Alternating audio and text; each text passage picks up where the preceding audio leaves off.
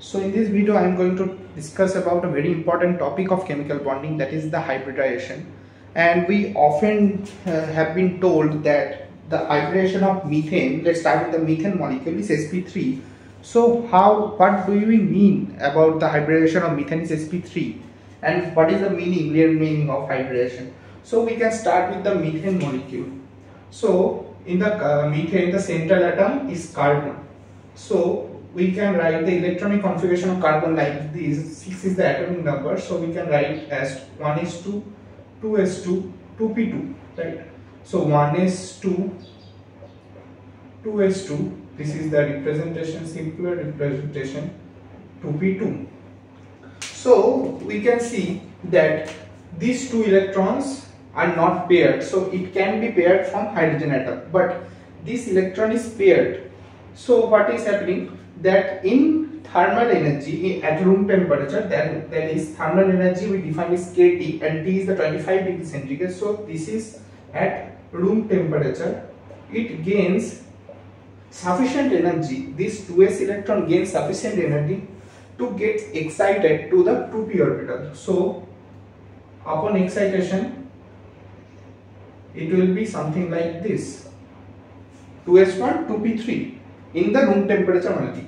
So they are all unpaired, and for that reason 4 hydrogen of methane comes, and we all know that the electrons are in 1s because they have only 1 electrons, 1s. So these have unpaired electron, unpaired electron, unpaired, unpaired. So it will pair with this.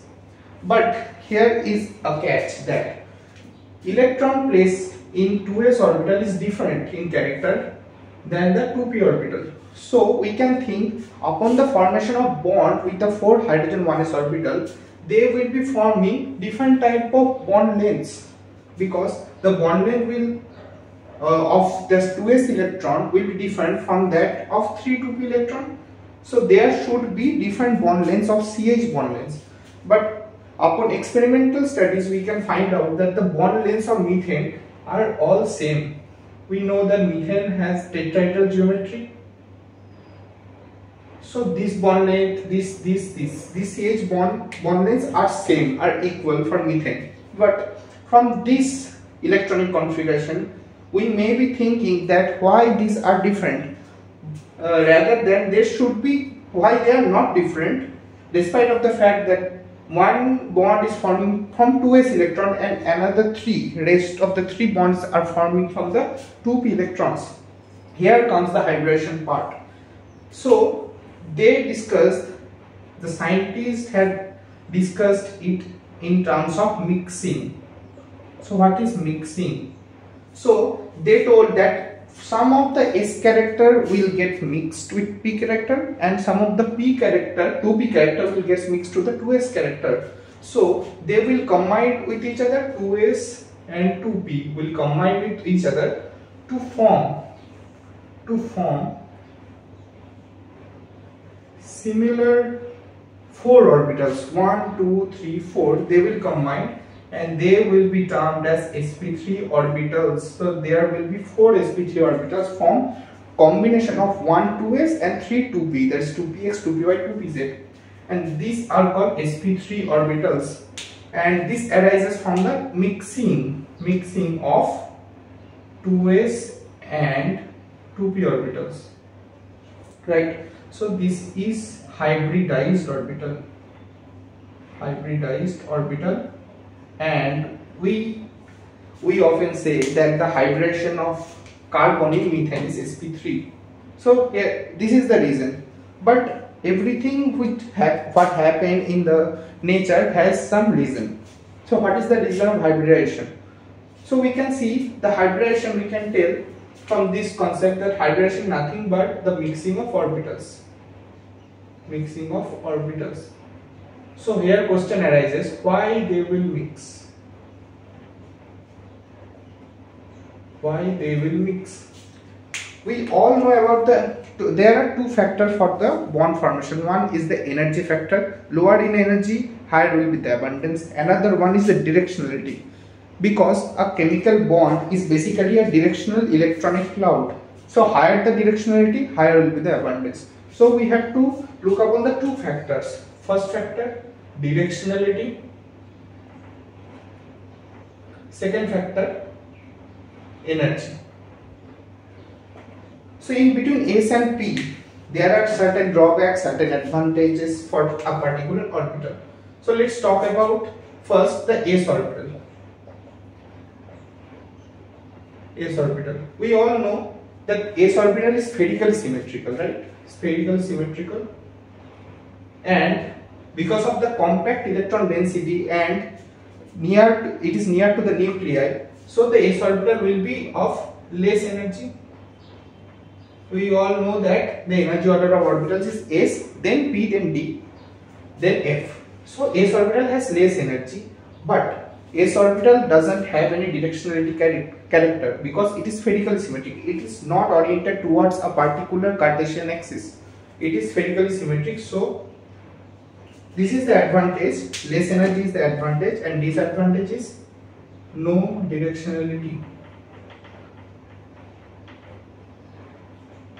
No directionality. Similarly, for P orbital. For P orbital, we all know the shape of the P orbital like this one. This one, the two lobes are in different phase. That is a different topic. So we all know that there are three P orbitals. One is Px, Py, Pz, and we name these P orbitals according to the Cartesian axes. Which P orbital have the lobe oriented to the x coordinate, we will term it as a Px. Similarly for Py and Pz. So the advantage for P orbital is directionality. Yes, it is directional. But the disadvantage of P orbital is higher in energy as compared to the S. High energy. So they will make a deal with each other that S orbital has no directionality. It will gain some directionality from P orbital, and P orbital have higher in energy, and it will lose some energy because S orbital has lesser energy, and they will form a hybridized orbital. How? Let's make a diagram.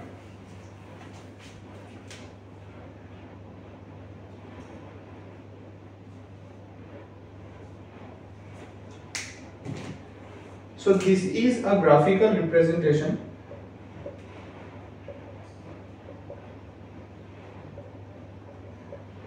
where this axis, y-axis, is representing energy.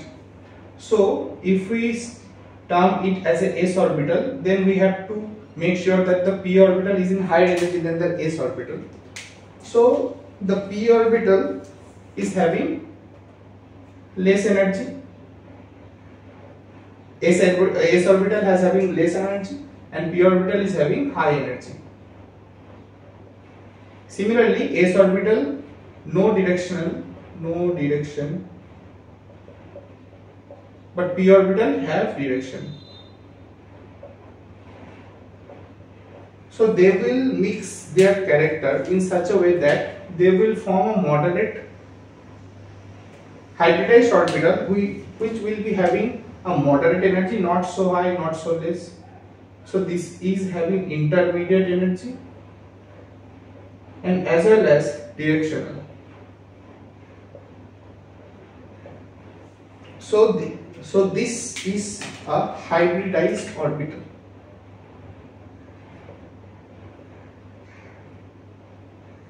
This is a hybridized orbital, and this hybridization, it can be sp, sp2, sp3.